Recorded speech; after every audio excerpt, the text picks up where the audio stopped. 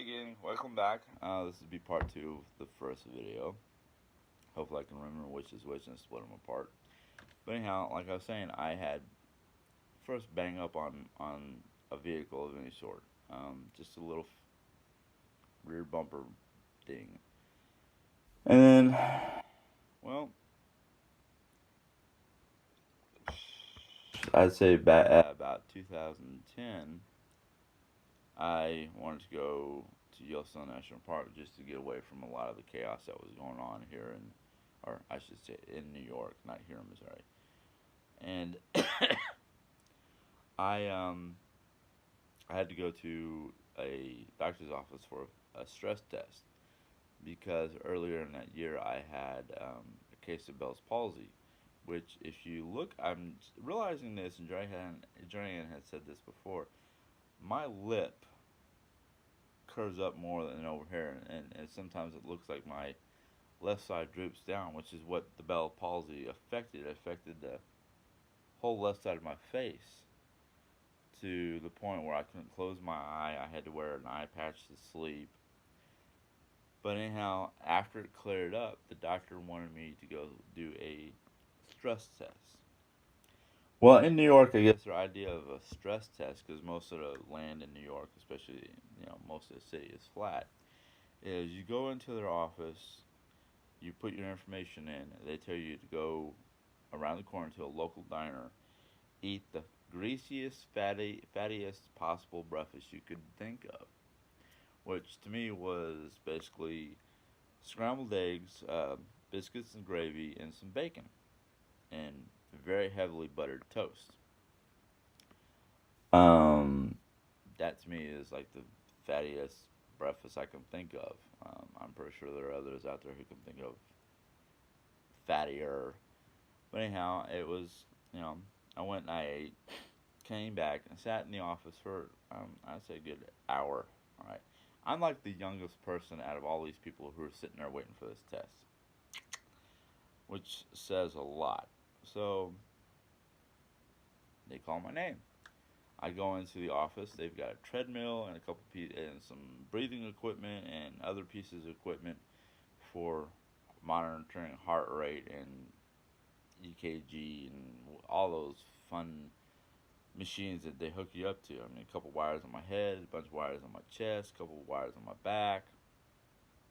Okay, so I'm hooked up for sound. I'm literally hooked up to be a satellite system, and so they get me on this treadmill. And right before they put the little tube in my mouth so I can breathe, they're like, okay, what we're going to do is we're going to put you on this treadmill and we're going to adjust the speed and the incline. And I'm like, okay, sure, no problem. Then they put the tube in my mouth and they start the machine. I'm just like walking along, walking along, walking along, walking along, walking. All of a sudden, like instead of increasing just the speed, they start this slow incline. And I'm just walking, walking, walking. And the nurse behind me, she's got her hand on my back so I don't go flying backwards, right? Okay, obviously these people don't know a Missourian from a New Yorker. Not only a Missourian, but a kid who grew up in Germany where it's all mountains and loved to walk. This is supposed to be a stress test. They're trying to stress you out. What's stressing me out, just ever so slightly, is the woman with her hand on my back telling me to breathe. I am breathing. I haven't passed out. I'm not turning blue. I'm not huffing and puffing. I'm on this treadmill walking an incline. Not a steep incline, a 5 to 10 degree incline. Okay? So I'm doing this and I'm walking, you know. They conclude the test as nothing's wrong with my heart. I've got a good pulse. I breathe normally. They cannot stress me out. They get this tube in my mouth, and I looked at them and I laughed at them, and they're like, "What's wrong?" And I said, "I'm from Missouri. I'm from Hill Country. I enjoy long walks on various inclines, whether they're up or down. This was not a stress test, this was a relaxational session of bullshit. Doctor goes, well, how can we stress you out? And I said, take all this equipment, go downstairs, put it in my car. Not the treadmill, the monitors, not even the breathing machine. You can put that in there if you want. And let's go for a nice drive in New York traffic. You want to stress me out? That's how to do it. Don't put me on a treadmill. Don't ask me to walk. Put me in a car in New York traffic. I fit in because I start yelling and cursing at these people who, obviously, to me, don't know how to drive, do not know how to basically merge. They know how to run each other over and honk their horns. That's a stressor to me. A walk is not. It gives me the chance to basically stretch my legs, open my air passages, and think about things. Clear my mind, not stress me out. I tell people all the time, you want me to be a very, very, very, very happy person? Get me out of civilization, put me in the mountains, in a cabin in the woods. I'll be very relaxed. Having to get up at various hours to an alarm clock and then go to a job where people don't know how to work together as a team, dealing with, hell, I don't know. I've never really kept track of how many people come through the doors or drive through at Taco Bell, but I would say a couple hundred people. Rolla is about, what did they say? Without the college kids, about 10,000 people. With the college kids, almost 16,000 people or something like that. So, yeah. Uh huh. That can stress me out a little bit. Now, I've done worse. And I'm not talking about New York worse. I'm talking about the last time I was at Yellowstone National Park, and I love Yellowstone. I will talk about Yellowstone till the cows come home. I loved it when I was out there. We have visitors from around the world. Now, the last time I was out there, I was a shift manager. That's why I know I can do management, and I'm waiting for people to talk about quit pulling my chain. Um, I worked the front end at Geyser Grill in Yellowstone National Park, just literally outside of the guys outside of Old Faithful. Um, Probably one of the reasons why they call it the Geyser Grill. Um, and I worked with 4 cashiers, and I was in charge of these people, and I helped serve the customers. Now, one of the reasons why I enjoyed working it wasn't just the fact that I'm in the middle of Yellowstone National Park, one of the best places I can think of to live, until that sucker blows, and then, well, we can all basically bend over and kiss ourselves goodbye. Uh, and I don't think it's gonna blow in my lifetime, and I'm 47, so unless something majorly changes down below. Um, but we served millions of people in a season, thousands of people a day. So you can imagine that can get hectic, especially during what we call our rush moments. And we had more rush moments than we do have here, because here at a fast food place, it's lunch and dinner rushes. There, it's okay. Guys are just went off. Five, four, three, two, one. There comes our rush, and that would happen every hour and a half to 2 hours.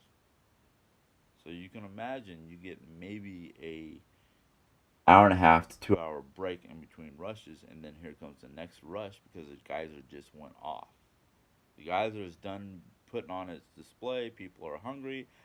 And they come around to either the geyser grill or the diner, or one of the four different food eateries in the Old Faithful. The Old Faithful area alone. And you've got to realize they have Mammoth, Old Faithful, Lake, Roosevelt.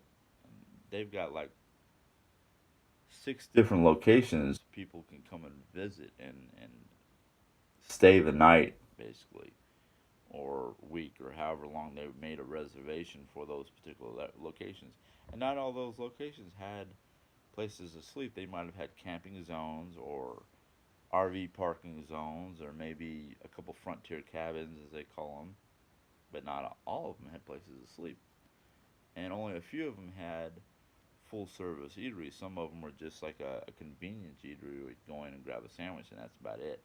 You don't go in and sit down, you just grab a sandwich and go.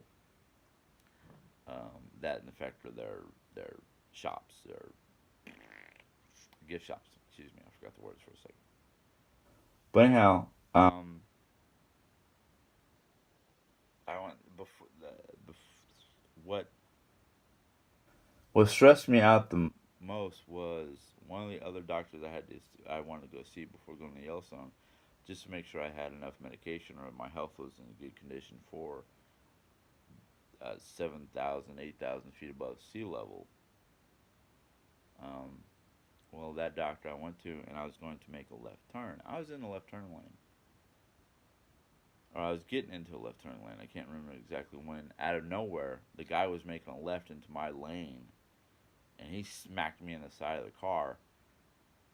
$500 that we were trying to save up for journeying to have money from when I leave for my trip went into fixing the car, and the guy basically, the insurance was, first off, the guy tried to say that I hit him. I'm sorry, you hit me in the left. That's an automatic. You screwed yourself.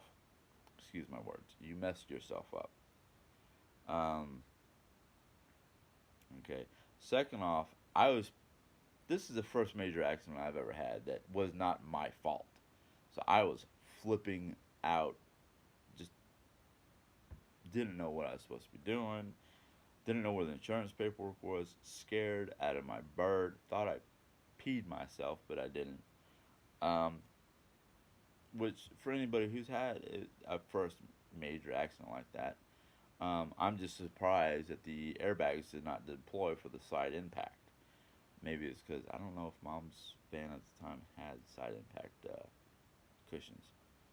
But anyhow, his insurance wouldn't pay for it. He tried to make up a story one. I found out later on after the fact that the guy who was driving the vehicle was an illegal.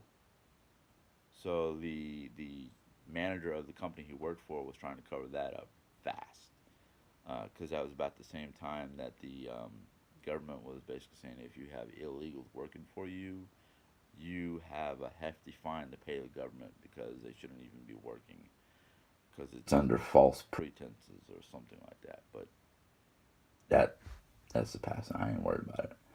I was just like, I was upset. I already had my ticket, my plans. I already signed up to start working in Yellowstone within 3 weeks of that time. Just had to take a 5-day bus trip from New York to Yellowstone, or to not Gardner, yeah, Gardner, Montana. Um, or not, no, Livingston, Montana. They picked us up in Livingston and drove us to Gardner. But anyhow, so that trip was supposed to be that venture was supposed to be a year, but it only lasted 3 months because Yellowstone National Park is a great place to work, but it does not pay the bills. I mean, it's great for retirees or college students who are looking for a great summer job. It's not good for somebody who's married and needs money for the family. Um, but anyhow, more on that on a different date. I'll wait for comments or requests or questions. Until next, if you enjoyed this video, go ahead and give it a thumbs up. If you want to see more videos, ring that bell and you'll know when I put in another video. Until next time, see you all around. Have a good day. Bye.